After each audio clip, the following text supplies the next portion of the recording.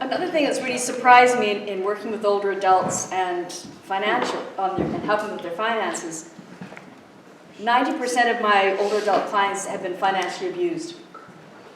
And guess who abuses them financially? Children. Their children. Unbelievable. Yeah. 90%. Now, I don't think I'm just attracting people who have been abused financially. This is coming up in conversation, maybe about their executor or their power of attorney. Now, the senior themselves might not say they've been financially abused. But if, say, my son and I decide we're each going to put money in on a down payment to have a house built, and he looks after all the paperwork, and then the house is built, and he says, "Where do you think you're going? You're not moving in, this is my house." But I put money, no, all the paperwork is all in my name. I think that's financial abuse. I had another client, she broke her ankle. She lived in Vernon, BC, broke her ankle, went into hospital, had 3 or 4 surgeries and rehab. While she's in hospital, her daughter and son-in-law and their 2 kids moved into her house, racked up all sorts of bills on her credit cards. Again, I don't know why they had access to her credit cards, but anyway, racked it all up. Refused to move out when she was discharged from the hospital.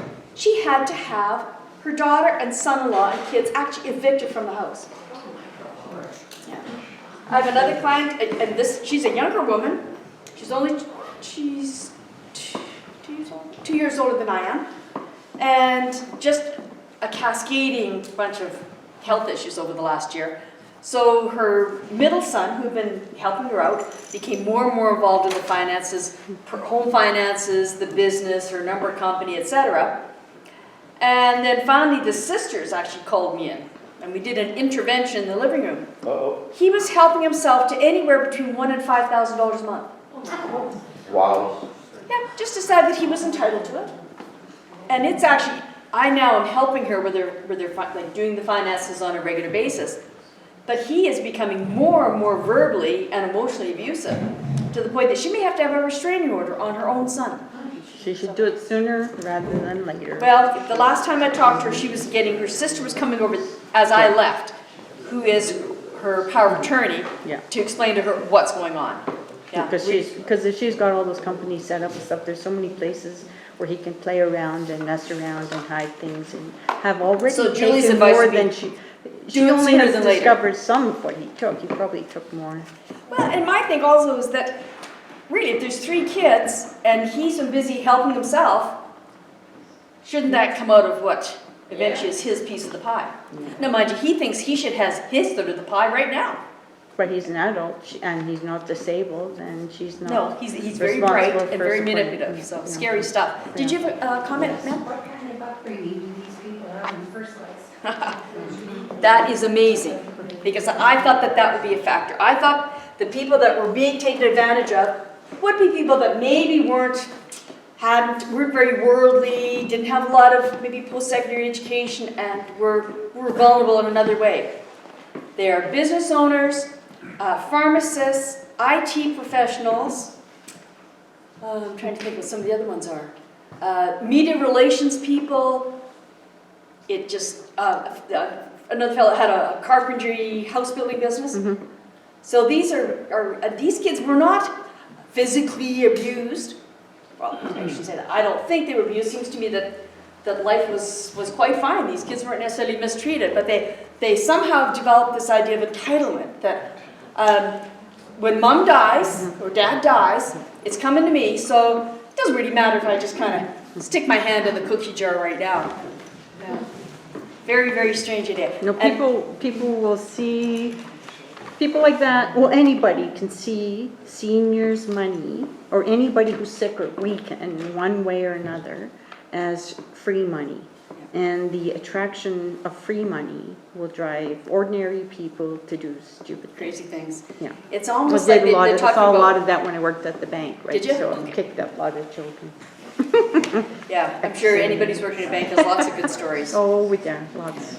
So just as a sidebar, with the people that work with me as a financial concierge, they have to have a clear background check and a vulnerable sector report, meaning working with seniors. They have to have a good to excellent credit score, because I don't want any questions about them maybe sticking their hand in the cookie jar. Yeah. Then we also carry professional errors and omissions insurance for $2 million. And I also ask that they have their annual influenza immunization. Again, that comes from my healthcare background, because I don't want to be bringing anything into Linda's house, and I don't want to be seeing busy Mariana and maybe bringing something home to my family. So anyway, just kind of as a sad bar. So I think it's really important that anybody who's helping you with your finances, that they are totally, arm's length, objective. Also, if we're helping people with their banking, what you can do is have what's called a power of attorney just for one particular bank account. And then you get a separate client card. So my concierge, the gals that work with me, so if they were doing transactions, say for Pat, and they were logging into the online banking, they would log in using that ID and that password. So there's tracking. So when you're doing your reports for family, they can see which ones were Jill was taking out of the account and which ones Pat was taking out of the account. So it has to be completely transparent. And also, as much as possible, don't deal with cash. If you just deal with cash, there's no paper trail. You want a paper trail, you want an e-trail. Paper trail and e-trail. Yeah. Yes? It's kind of off the subject. Is there a place to go if you're going through a divorce and there's inheritance and the ex-spouse wants part of the inheritance? Is that Okay. The way the rules are with an inheritance, if you are the named beneficiary, then that inheritance money is only yours. Your spouse has no claim to it as long as you've kept it separate.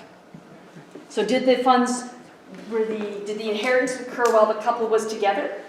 The first part was while the couple was together, and then during the separation, father passed away and there's an inheritance coming. So the first chunk that arrived, the couple's together, the inheritance arrives. Did it go into the mutual funds of the household? Right. Then they're entitled to half of that. You've commingled it, It's commingled. toast. The second piece that comes in, while the couple is separated, whoever the beneficiary is, you just keep that totally separate. They have no claim to that at all.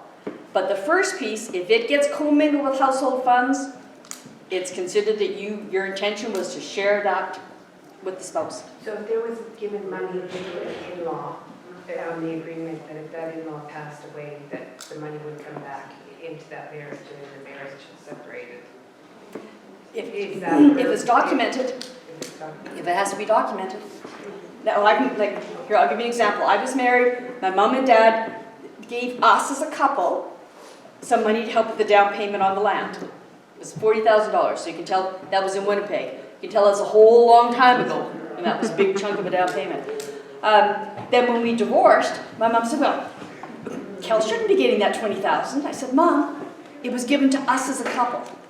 You can't say now that it was only intended to be for me. If it was given as a gift, is it still the ex-spouse's? It depends on what happened with the money. If the money was given to me and it just went into my bank account, my sole savings account or sole checking account, and it was always kept separate, then that is just mine. My spouse or ex-spouse had no claim on it. If it went into our joint checking account or joint savings account, or was used to put down, offset the mortgage and things like that, it's commingled, it's now, okay, your executor, does your executor have to live in the province where you reside? No. They don't have to, but it's but better. it's sure a lot easier if they do. You spend a lot of money, less money on lawyers. Well, for one thing, in Alberta, if my executor lives in Winnipeg, then they have to post a bond to act as executor for my estate in Alberta. Now that bond is so that they don't just take off with the money and not pay the taxes and do what they're supposed to do. So it's much more preferable to have an exec in the province where you reside, and it's also preferable to have an executor and then a contingent or an alternate executor and then an alternate to the alternate.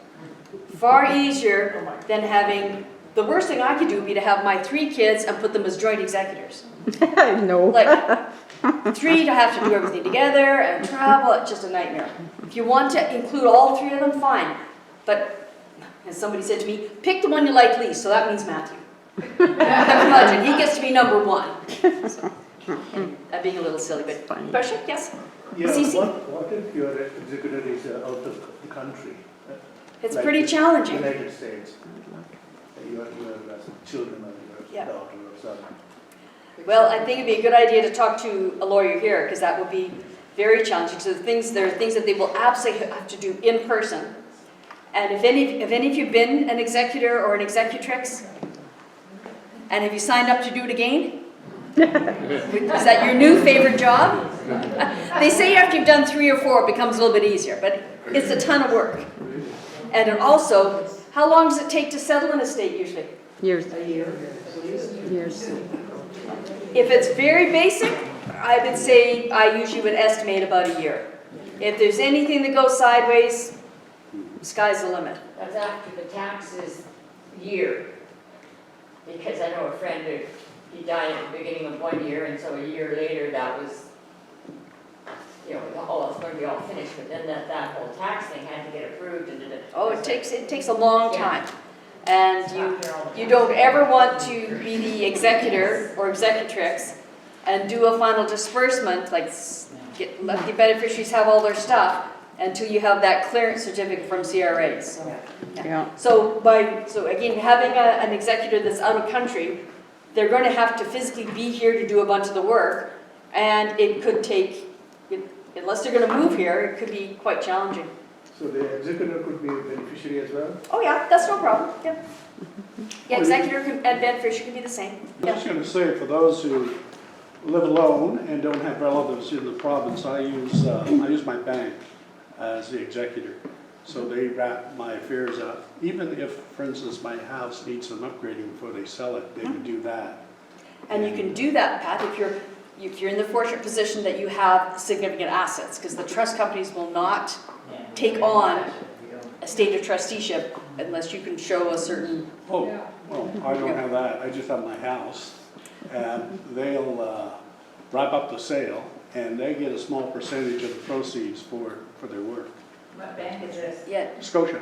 Yeah, typically the trust companies, if I walked in and I went to a bank, if I went to Royal Bank, I'd have to have, like right now, I would have to have a minimum of $500,000 in investments for them to take me on, to say that they would be my trustee and would be my executor.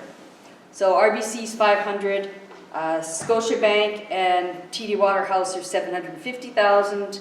VMO is $1 million, and who else is $1 million?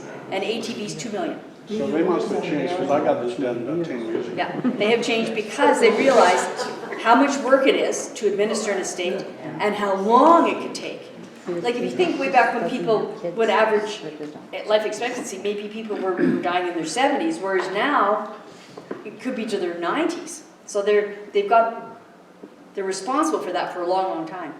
And the fees that the trust companies charge the Alberta government says that you can charge between 3% and 5% as compensation for being the executor or executrix. The trust companies charge 4.5% up front, so 4.5% right off the top, and then 1.9% each year until it's completed. So it can. Until while you're still alive. No. No. When it goes into effect. When they have to go into effect as your power of attorney. Right. So if they're acting as your power of attorney, it's a little bit less. I think it's 2.9 the first year and 1.9 after that. If they're administering your estate, it goes into effect the day you die, and they now are involved. Yeah. So it's not while you have the paperwork in place. It's just when they start.